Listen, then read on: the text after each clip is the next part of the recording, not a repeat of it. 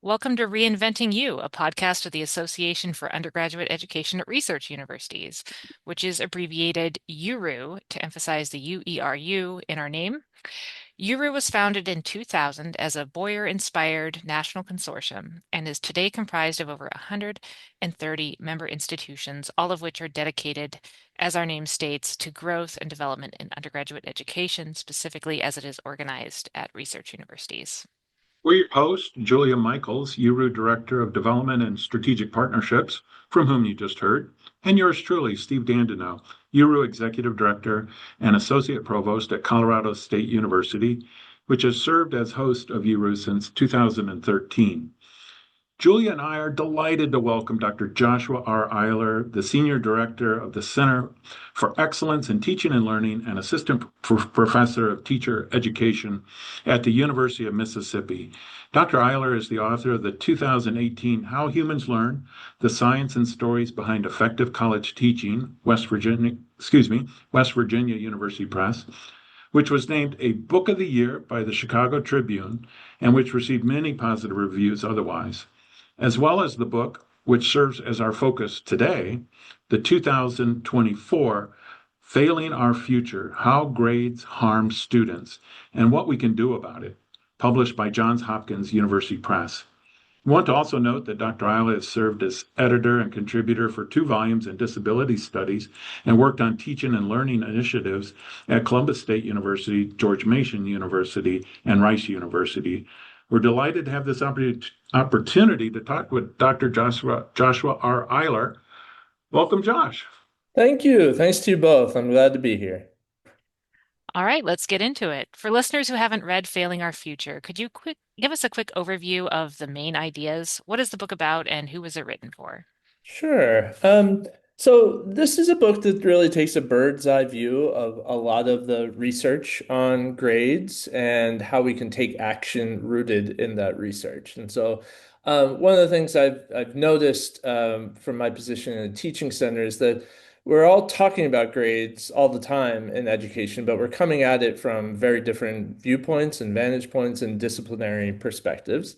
And then once you move outside of education into audiences like parents and administrators and policymakers, they're coming at it from even different angles. And so my goal with this book was to really synthesize research in such a way that people from readers from all these different groups could be on the same page so that we could have a really productive conversation to move forward in counteracting some of the harms of grades. And so the first part is a lot of the research on the problems in the classroom as obstacles to learning, issues that grades create in families and parent and child dynamics. How grades magnify inequities that are inherent to our educational systems.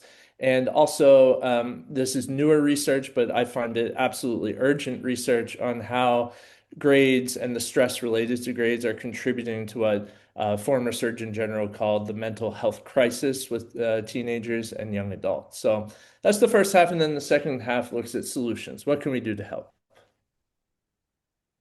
It really is a complicated topic, isn't it? I mean, surprisingly so. So it occurred to me, like maybe it'd be helpful for our listeners if you were just to speak to this question, which is, what are grades for? At least in an ideal, imaginary perfect world, what would grades tell us?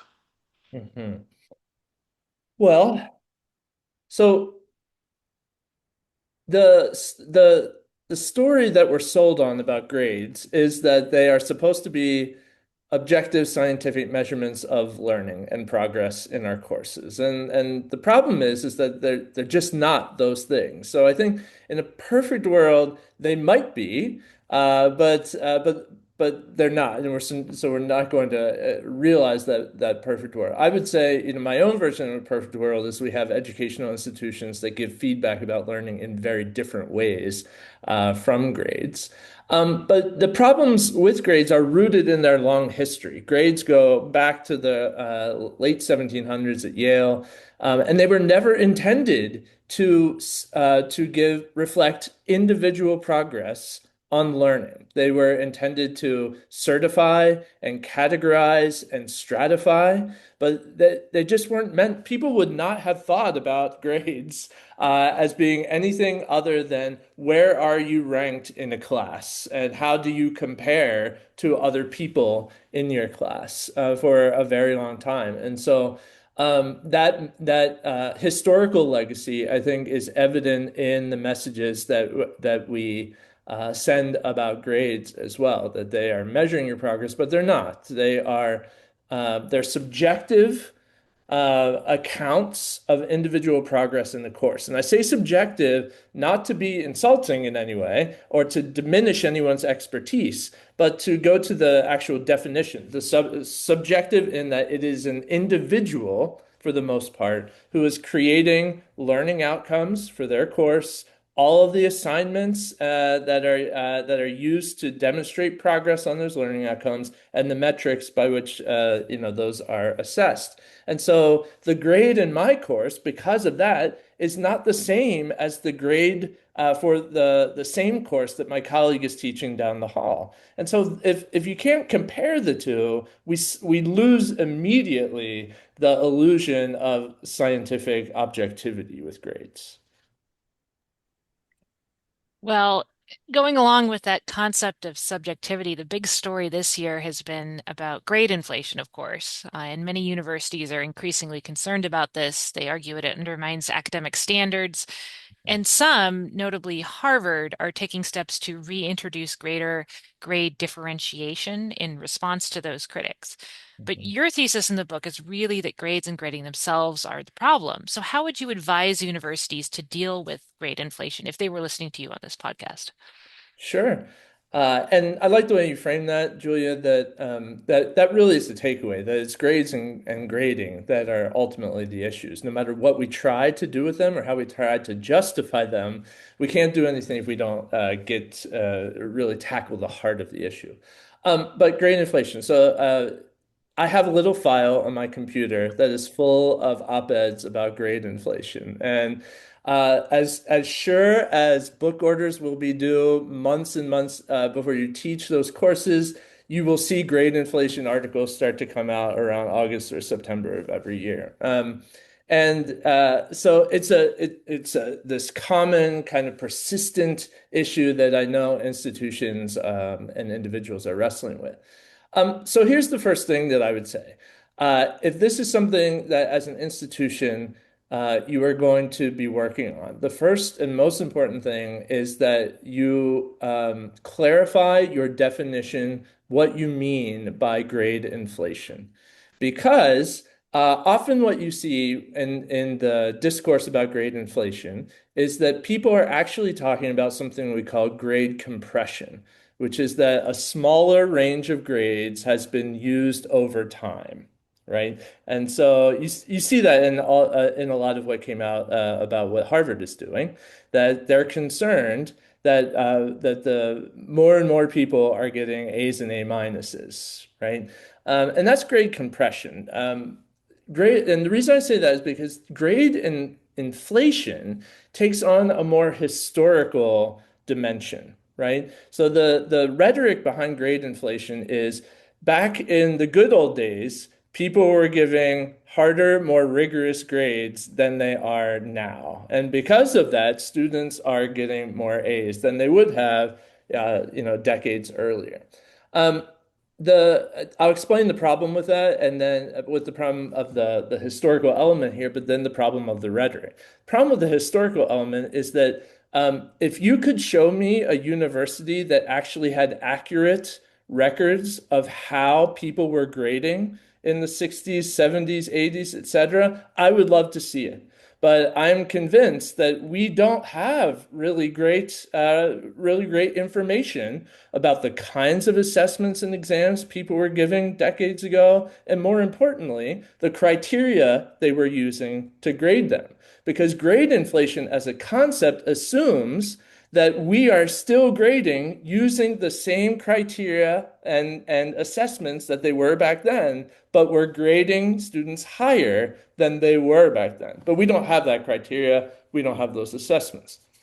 Now, the problem with the rhetoric is that by saying this, you are trying to, it's a rhetorical smokescreen that is often used to suggest that we're not being as rigorous as we used to be. And therefore, we have to somehow go back to these mythical origin stories of rigor in our disciplines. But really, what is happening is that there's a dissatisfaction with what we are with the evaluation results these institutions are seeing for students. That when they see A's, immediately what the rhetoric of grade inflation suggests is things must be easier. Students are having an easier time. Faculty are being more lenient. But I would argue the opposite. We don't have that information about the historical kinds of grading that were happening, as I said. But what we do have are decades of attention paid to improved teaching at universities. I work in the Center for Teaching Excellence. The first one of those appeared in the 60s, and we have many, many in our country now. Lots of funding for faculty to improve their teaching. So to me, an A doesn't mean easiness. It means that students are learning. And so if I'm seeing a lot of A's, I'm thinking a faculty member is succeeding, not failing at the mission. Now, that's not to say that we don't need to have conversations in our departments and institutions about what students should be learning and how to most effectively get them to that point. But it does mean that the grade inflation narrative is not clouding over, I think, other more important conversations that we need to have. I'm going to push back just a little. I love Okay. everything you're saying, Josh, but for the benefit of, conversation and to suggest sort of how the debate rolls a little bit, what do you say to someone who might, like at this juncture, point out that students don't read Moby Dick anymore and they don't read a book a week in their first year seminar, course like they used to, and all that, like workloads have changed and they're not as demanding. Hmm, Now, I don't know, like there's a lot there. I'm begging a lot of issues there by putting it that way. But if sure. someone just were to throw back and say, hey, when I was in college 50 years ago, we read a book a week, we read Moby Dick, blah, blah, blah. What do you say to that? Okay, well, for me, yes, let's have that conversation in all of our departments and our institutions. What do students need to know? And what you just described, Steve, for me is an ideal departmental conversation that I hope departments are saying, what do we want our students, what do we want them to know and be able to do by the time they are finished with our major, right? And that those discussions are the places to say, if we want them to be reading X number of novels or a certain set body of novels, then let's talk about that and figure out which courses over the course of their time with us they get those books and they get that amount of reading. So for me, that's a curricular question, kind of disconnected from grade inflation. And the whole issue of grades, actually. But it also opens up, I think, a really important opportunity for universities to be in conversation with the K-12 school districts, right? Because what you're talking about demands that bridges be built so that we are better understanding what is happening with standardized testing, with high quality instructional materials in school districts that is leading to this ripple effect in curricular change in our departments, right? What are students doing in high school, and how is that preparing them, or maybe not preparing them, for work that had traditionally been assumed in higher education? And what can we do about that? Yeah. No, thanks for that reply. I mean, that's just well, conflating different issues there, learning objectives and learning versus grading, and they're really Sure. different, right? These are fundamentally different issues. So Well, back to grading then. We're not picking on Cambridge, Massachusetts, but it just happens that across the way from Harvard is MIT, and they've been for decades, doing very experimental, interesting things with grading, particularly for their first year students. And, they're famous for grading policies. We even highlighted in a new book from Hopkins Press coming out, The Equity, Excellence, Imperative in Action. The first chapter is about MIT and their grading practices, which were meant to incentivize their students to explore different coursework and to reduce stress, which you've already highlighted as a really important factor in your thinking. So, just wanted to ask you if you would, what's your take on MIT's past, no pass record policy for first semester students? Do those kind of things merit emulation across the U.S.? Right. So I am in favor of anyone taking any steps to address the issues that we have with traditional grading practices. So, kudos to them and the many other institutions that you've started to see kind of make some steps in this direction. I mean, I know MIT has had this policy for quite a long time, actually, and so I think there are pros and cons, and I think the big pros are about the stress reduction, especially as you have since it's first semester students. The fact that they're making all kinds of transitions that we know about with higher education, they bring a lot of stress to just to the nature of making those kinds of changes, and so being able to alleviate some of that stress is going to be really important. And I think that that is to be applauded. I also think being able to it gives them some freedom to try out courses that they might not otherwise try, especially early on when they're trying to figure out what do they want to do. And a place where they might feel a lot of pressure to be in a STEM discipline, it might give them a chance to try out a humanities course or an art course and see if that's something that they want to continue with. And so I think that's great as well. I think the one con that I would or just a challenge with this is maybe a better way to frame it. A challenge with this is if students know that after that semester they're going to be graded traditionally for the rest of their college career, what it means is that any or some of the benefit of the stress reduction comes back once those grades are back in place. What I would hope is maybe some of the opportunity to try out new things is able to carry over, and maybe they find mentors and pathways during that semester that are able to sustain them throughout their 4 years. But I do think that if you're only doing it for a prescribed period of time, you do lose some of the benefits once it comes back into play. So there's so much to unpack in your chapter on how grades mirror inequities in society, how they reflect flawed assumptions about intelligence and merit. These are not race-neutral terms, as you've pointed out in the book, nor are the ways that schools enact policies around those terms. So Mhm. naming these structures is really important for awareness, but how do you see universities really working to challenge and transform them, other than, some of the quick fixes could be not grading on a curve anymore, not using grades to enforce behavioral norms, but how do you see that transformation really happening? Mhm. And just as a quick beginning, glad that you've highlighted those two practices, grading on a curve and grades as used for compliance, both of which are stem from inequitable structures in higher ed. So one kind of high level sort of thing that institutions can do is to actually um, help faculty understand those structures that are in play, right? Both in terms of the K-12 structures that are the disparate K-12 structures from which students are coming, right, into our institutions, but also just kind of the history of American higher education. I think these aren't things that anyone gets taught in graduate school or anything like that, but and most of us don't teach about them either, so they're not part of our disciplines, but they do shape dramatically the classroom experience of many students. And so I just think awareness is a great place to start.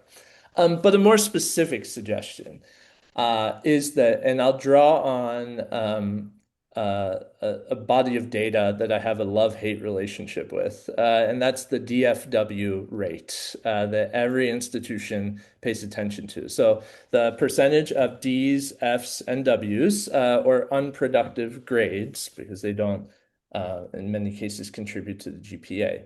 Um, Every institution I know pays a lot of attention to the DFW rate, especially in general education courses, because those are courses that students take early in their career, and they can be, because of that, a high DFW rate in general education courses can be a kind of forecast for what's going to happen with retention and progress and graduation ultimately. And so people pay a lot of attention to this. Um,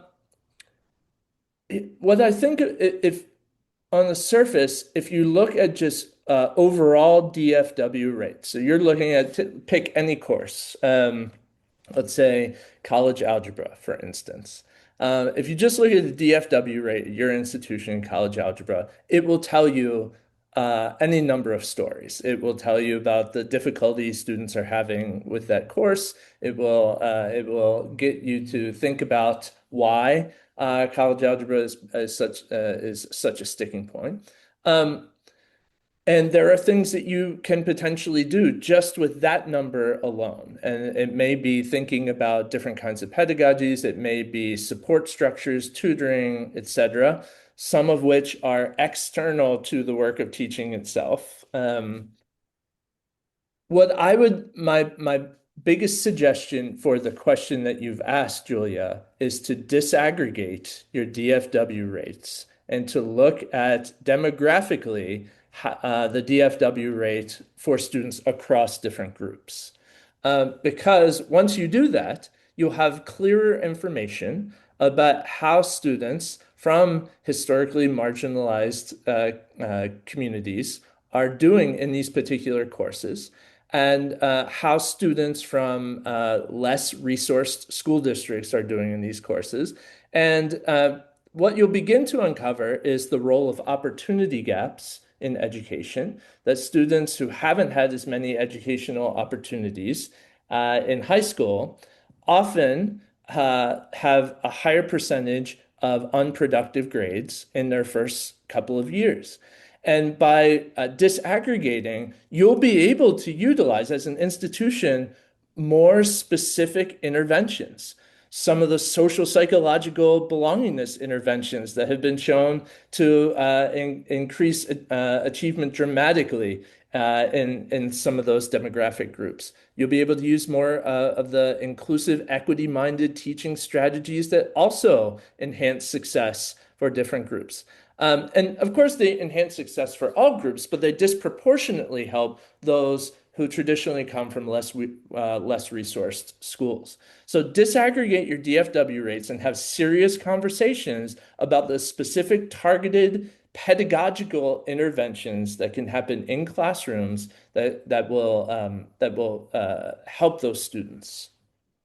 Well, I'm so glad you mentioned disaggregating the data, and I can't help but plug that URU and APLU are partnering on a project to do exactly that for Gateway Math courses. So stay tuned for that. But I Excellent. wanted to ask a follow-up question. So some of our URU members have asked if it makes sense to calculate Fs into overall GPA at all. If failing grades don't accurately reflect students' potential or even their actual performance, if they're being graded on a curve, why would you want to weigh down a student's GPA with a 0 point grade? What purpose does it serve other than to penalize the student? Right.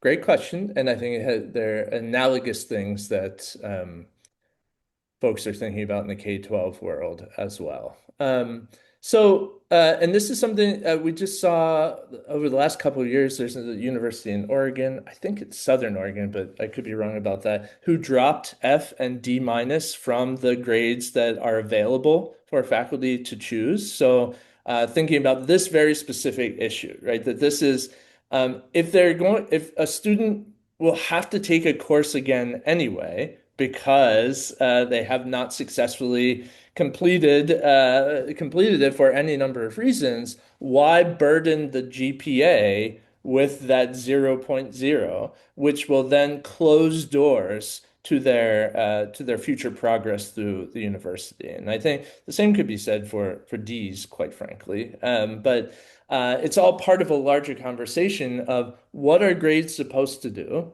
and what are these grades, the grades that we give, traditionally actually doing for students in our institutions. And so I would say absolutely the zero is weighing down. It doesn't, to my mind, it's not functioning in any way, shape, or form to contribute to our learning mission in the university. And so thinking creatively about how to create opportunities to help students progress, I think is the way of the future.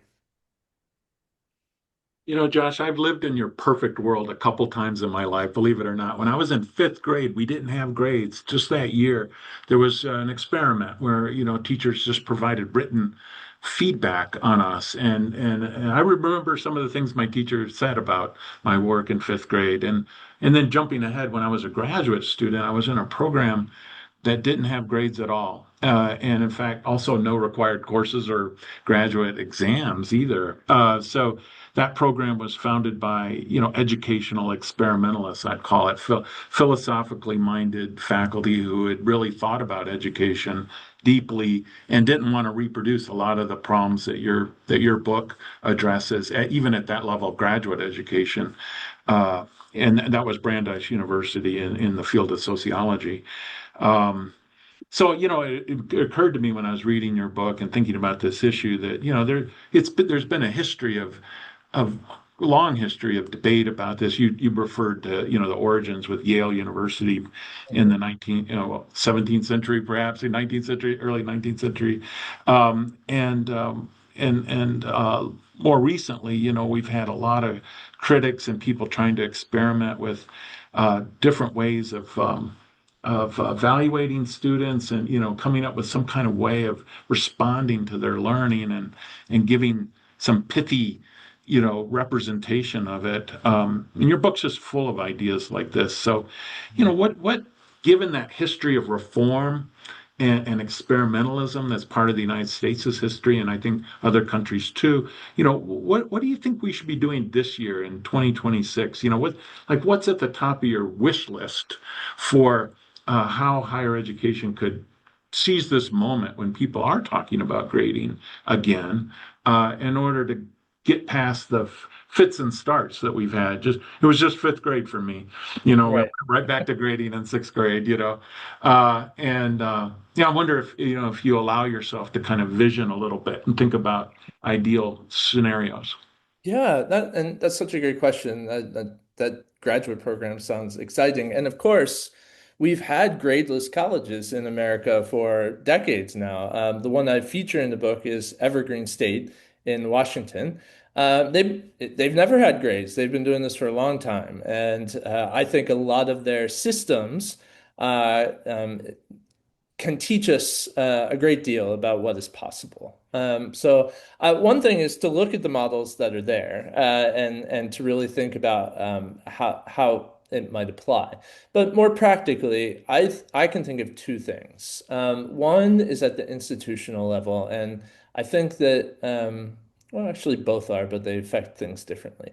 I would love to see campuses begin to just have large conversations about how the work of the classroom is affecting students in a variety of different ways, right? Break beyond the rigor debate, break beyond the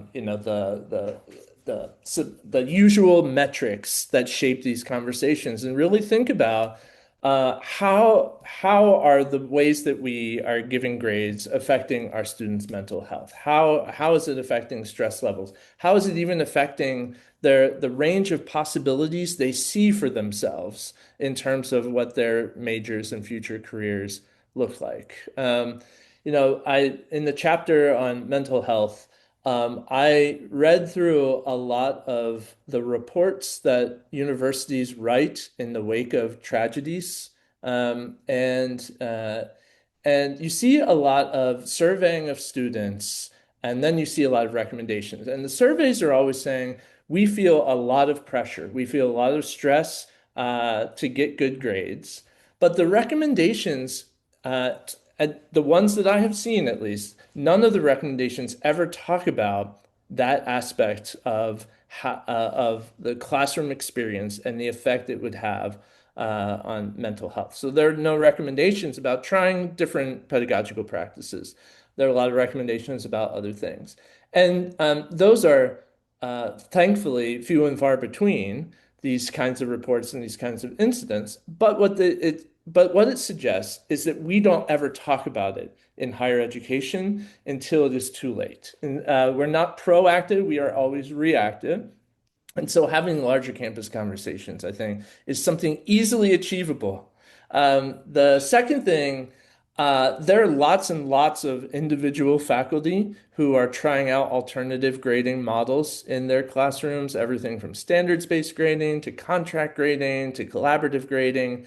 What I would like to see institutions do is to create some or build into the incentive structure for promotion and tenure the opportunity to experiment with this, sending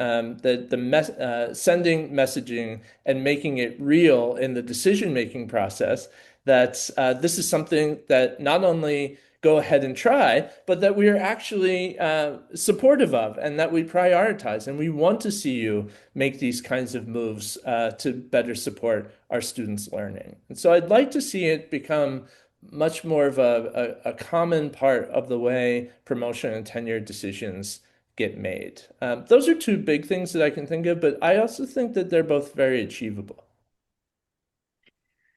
Well, thank you so much, Josh, for this conversation and for encouraging universities to think differently and have these types of hard conversations, which I think are to the benefit of undergraduate education more broadly. Is there anything else that you'd like to share with us that we haven't covered already in this conversation? Well, I think we talked about a lot of the different angles, and so I thank you for that. I do, I think it's important for this kind of work, and I talk about this with different campuses that I visit, that at some point it has to move beyond individuals to systemic change, to discussions of systemic change. And so by having the conversation in this context of this podcast with the work you all do, I think that that's an important start. So I thank you for that. Well, thank you so much. Again, the book, Failing Our Future, is published by Johns Hopkins University Press. You members can log in to MyURU to hear 2 additional questions and some concluding discussion for UVPs and their colleagues. For now, though, thanks to listeners of Reinventing You, a podcast of the Association for Undergraduate Education at Research Universities, or URU, Reinventing You is available wherever you get your podcasts. To learn more about URU, check us out at ueru.org. So, Josh, I know this is a rotten thing to ask, but if I may inquire, how is your thinking received at Ole Miss?